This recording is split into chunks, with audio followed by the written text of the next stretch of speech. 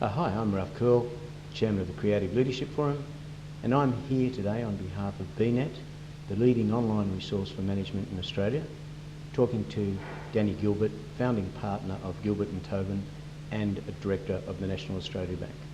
Thanks, Ralph. I should say I'm a co-founder. This firm was started with me and another person, Tony Tobin. So I just wanted to say that. Well, that's fine. So tell us a little bit more about how you and Tony founded Gilbert and Tobin. Well, I think we'd both been partners in another large firm, and we were interested in striking out on our own and seeing what we could build. We didn't have any particular vision about what we wanted to do, how we would kind of build it. We thought we would work with what we had and see how opportunities unfolded and take the opportunities that seemed aligned with what we wanted to build and were sensible. Didn't have, perhaps, had a nice sense of opportunity without too much risk, I suppose. So what was the difference as you built? Well, I think we built the firm a number of ways. We built the firm by identifying market niches that were that evolved or became part of the corporate and commercial landscape of Australia during the course of our 21 years, where other firms perhaps were not really focused. Perhaps didn't see the opportunity, so that's one part of it. And we built the firm through attracting key and talented partners from other law firms who were interested in the opportunity that this firm presented and perhaps felt they were not able to achieve what they wanted to achieve in the firms that they were with. Maybe they just wanted a change. I think a variety of reasons from a person-to-person basis and different contexts from individual and firm to firm. So the mix in there was then, I think, we approached things with perhaps from a less risk-averse standpoint than most lawyers might approach things. We were prepared, I suppose perhaps me principally, to take risks with people and give people a go in ways that other law firms might be more conservative. That is both in the appointment of people internally within the firm into the ranks of the partnership, but also in bringing other people in from other firms when we didn't really know how they were going to fit, how it was going to work out, but always entertaining the probability that, if it didn't work out for whatever reasons, that we'd be able to deal with it and move on. So what's your approach to leadership within the organisation?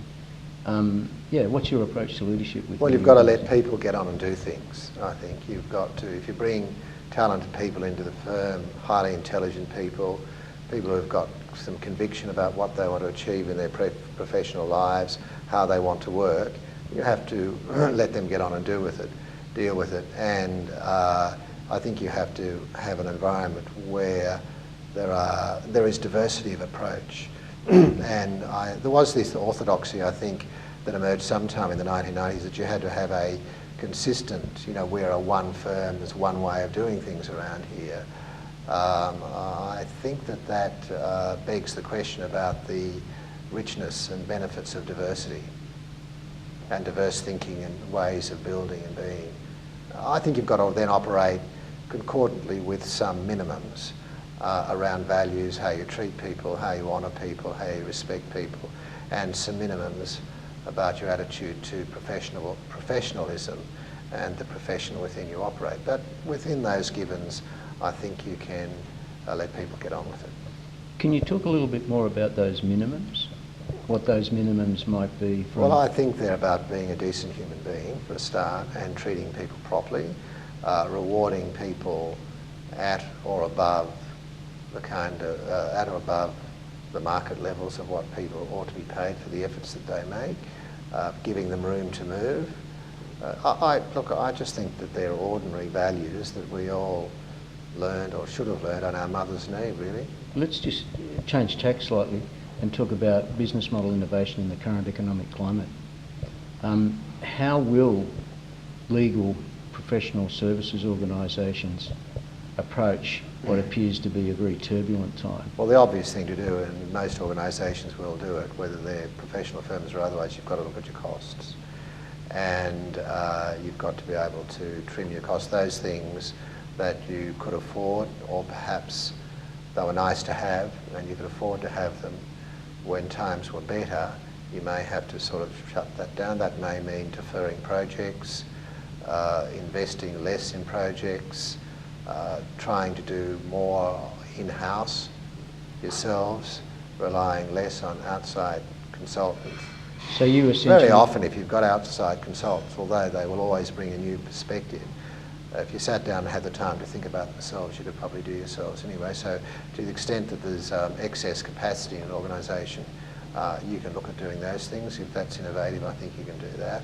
The last thing that any organisation should be doing, in my view, is sort of moving people on. That said, if you run a high-performance organisation, you try to do that. I think it becomes harder to keep within the organisation people who have never quite performed to the high standards that you set for the organisation. It doesn't speak so well in terms of human values in some ways, but maybe those are the sort of people who, in good times, you ought to be suggesting that they look elsewhere, because in good times they're more likely to be able to find something. Focusing on them when things get tougher, I think, is a more difficult proposition, but it also becomes more persuasive. So is there a place for innovation and creativity in law firms? And if there is, where does that reside? Well, creativity and entrepreneurship, that's what you're talking about. Depends how you kind of define these things. I think that you can be entrepreneurial and creative within what might be fairly normative space. I don't think it has to be absolute cutting edge to be flexible, creative and entrepreneurial. I think you can achieve the same by looking at what opportunities, looking at areas of practice that are now strong that you were not strong in before. Just taking that as an example, I think most firms probably take the view, well, we're not in that area, I know that area is busy, however, we're just not positioned to move into that area of practice, and won't do so because they won't be prepared to invest the capital that's needed to do so. So I think that that goes to the issue of being a bit risk averse. Maybe they don't have the brands that would allow them to move into that space. So I think you've got to think flexibly and with some kind of an entrepreneurial spirit about where you should now move and how you should now change directions. And law firms are typically not well structured to do that. The large firms tend to be slow and bureaucratic in the ways in which they make decisions, and some of the smaller firms probably too conservative. Partnerships in law firms are just that, they're partnerships, and we're not corporations, and the whole rationale and concept of partnerships is that I'm a partner, therefore I should have say about future directions, and partnerships don't readily yield control of those decisions to a CEO, which makes it harder for them to make decisions. So is that business model then appropriate for going ahead for the next 10 years? I think that business model has many strengths in the legal profession, but it has negatives on the flip side, and those are that decision making is slow, and decision making tends to reside at a kind of a low risk level, because you, in any given numbers of human beings that are working together that need to make some changes, you may always get, I don't know what the number is, but let's say 10 to 15%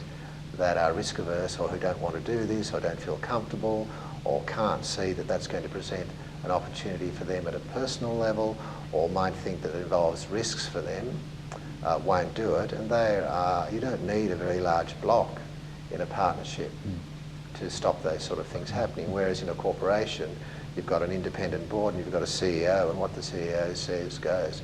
Not like that. It's a little different here because I've had the privilege of being one of the founders of this firm. I've been the effective managing partner of the firm right from the word go, and people who have joined the firm have kind of joined knowing what the page looks like. You talked to me before about, when we spoke before, about the fact that you enjoy working in ambiguity, enjoy working in paradox, and enjoy working in uncertainty. Yes. Is that where we're going over Well, the I next 10 think years? so. Well, I think my firm has worked in that environment all the time. You need to be able to make decisions and formulate an approach when you're not even quite sure of what the outcome. You may have a sense of something directionally, and you may be making investments in terms of cash, in terms of deployment of people, in areas where you can't quite determine what the outcome is. But you need to move through that in any event. And lawyers are trained to be conservative, and they're sort of, because one of the things that corporate lawyers are trained in are employed is in the whole field of risk mitigation. People hire lawyers in contracts, in disputes, to minimise and minimise risk. Thanks very much, Bert. My pleasure. Thank you.